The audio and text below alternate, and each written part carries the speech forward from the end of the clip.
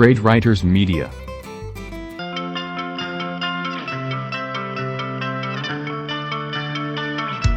I'm Logan Crawford, and right now on Spotlight, we're diving into the stunning landscapes of Virginia with Clare Reed, author of Seven West Through the Blue Ridge. Join us right now as we explore her captivating journey through this scenic wonderland, expressed through her unique blend of photography and songwriting. Discover. Oh, you're very, very welcome. We will discover the inspirations behind her work and the enchanting views of Route 7 that have shaped her artistic vision. Thanks so much for joining us here today on Spotlight, Clare. Thank you. Thank you. Your book is great. It's such a wonderful blend of song lyrics and photography. Tell us a little bit about the inspiration behind it. Well, the book, hold on just a second. Could you please hand me the book? Okay, my grandson is here. Thank you. Okay. Yeah, here it is, right here in front of me now. Thank you. Thank you, Blake. 7 West of the Blue Ridge. Okay, Route 7 West is where my husband, Bobby Reed, and I used to ride his motorcycle a lot, okay? Mm-hmm. And I was on this particular time. It was a beautiful day. And I was on the back of his motorcycle. We were on Route 7 West going through the Blue Ridge Mountains of Virginia, okay? Mm-hmm. We hadn't yet gotten up to Winchester, okay? Yeah. But the song just poured into my head. Wonderful. And I started singing it. And you know, the most wonderful thing about it was when I finished singing the song, my husband started acting kind of strange. He was driving the bike, you know what I mean? Yeah. And he started acting kind of strange, and I thought, oh no, I've got him upset. Sometimes he doesn't want me singing around him, you know what I mean, and stuff. So I started, and then he finally found a place to pull over, and he got off the bike, and he turned to me. Are you sitting down, honey? Are you sitting down? I'm sitting down. Good, because he turned to me, pointed his finger at me, and said, "Where'd that come from? I really like that." Wow, that's great. That's great. And that's what made it such a special song to me, honey. Oh, that's wonderful. It turned our lives around. Yeah, such a great memory of you and Bobby for sure. On a beautiful day driving through the Blue Ridge. It sounds so dreamy, so romantic. The cover picture Mm-hmm. of the end about 7, and it says to 50 with the arrow going to it. Yeah. And he took that picture. Wow. And that's the picture I used for the cover of the book. Well, it's a beautiful picture and it's perfect for the cover. Why don't you share for the folks at home a little bit of that song that you wrote that day with Bobby? I'm headed 7 west through the Blue Ridge. I'm watching fall leaves falling town to town. I smell the wood stoves burning in the valley, and I know that I am homeward bound. That's beautiful. That's great. Thank you. Thank you. Oh, I love it. I love it. Amazing. You just, out of the blue, you were able to come up with that song. It just, like I said, and the Lord gave me other songs too at times, and that's why he was like, I was worried when he started slowing down the bike and looking for a place to pull over, because there were other songs that were not of interest to him. You know what I mean? Yeah. And he just didn't, want to bother. But when he said, "Where'd that come from? I really like that," and pointed his finger at me. I mean, I just felt like I could just lean over and fly up to heaven. You know what I mean? Amazing. Amazing. It was just incredible. It was just incredible. Well, that's why I made that the cover and the cover song and the title of the book. Well, that's great. It's such a great remembrance, like I said, of that wonderful, wonderful day.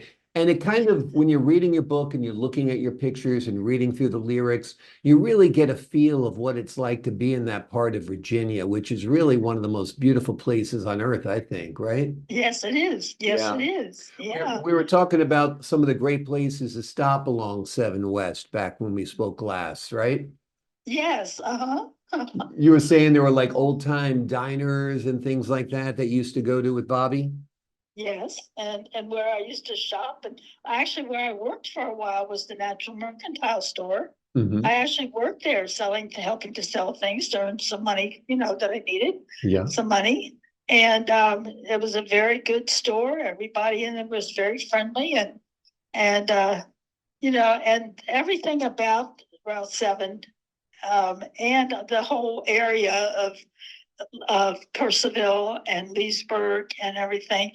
It was all very historical and special to just about everybody who lived there, hon. Yeah. You know? And I can't imagine a better way to explore it on a beautiful fall day than on the back of a motorcycle, right?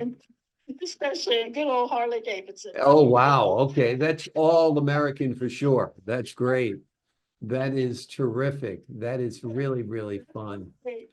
So you haven't been on 7 West in a while, though, right? You're no longer in Virginia? Where are you now? No, I'm back home, and I actually am living, and I now own the home that I grew up in. Wow. Here, and all of my family grew up in Cincinnati, Ohio. Well, that's wonderful. I'm envious. I would Yeah. love to own the home I grew up in. That's wonderful.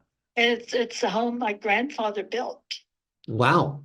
That's and terrific. Another really good story, because the house is right next to the house, that smaller house that my mother was born in. And the reason Grandpa built this house is because he said they already had I think 3 boys upstairs in the front bedroom, and he and Grandma lived in the back bedroom, slept in the back bedroom. It's a 2-bedroom house. It's still there. It's a beautiful little blue 2-bedroom house. And he said to Grandma, he told us this many times, we need a bigger house. We can't put a girl up with all those boys. That's funny. Born. Wow. And mother was born literally on the dining room table of the house next door. Amazing. Amazing. Yeah. Well, I think you got another book you can write about the stories in that house in Cincinnati, Ohio, right? Well, I was thinking maybe I should do that. I haven't done it yet, but you're right. It has been on my mind. Yes. Absolutely. Absolutely. It's got a lot of meaning to your family, and I think it'd probably have a lot of meaning to a lot of folks who grew up in that era, you know?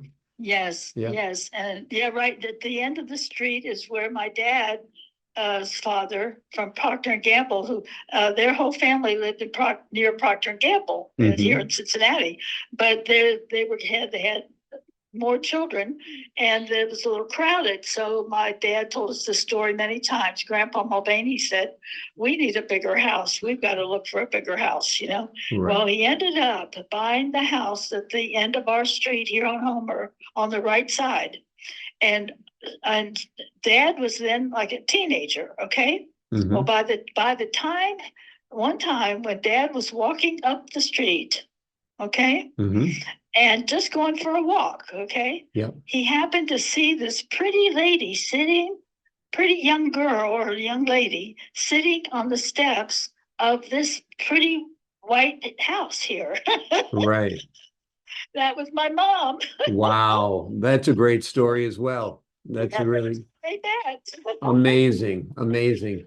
Talk about circumstance, right? That is such a heartwarming story. That is great. It didn't happen, honey, right? Absolutely, absolutely. And your book is like a joyride from heaven. The name of the book is 7 West Through the Blue Ridge. It is written by Clare Reed. It contains her song lyrics. It has her photographs, as well as a photograph on the cover from her husband, Bobby.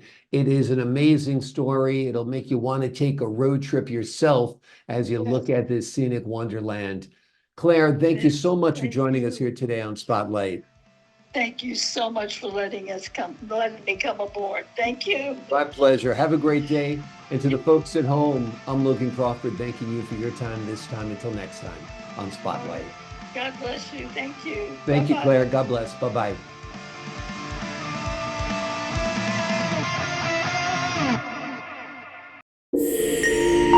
Visit us at www.greatwritersmedia.com.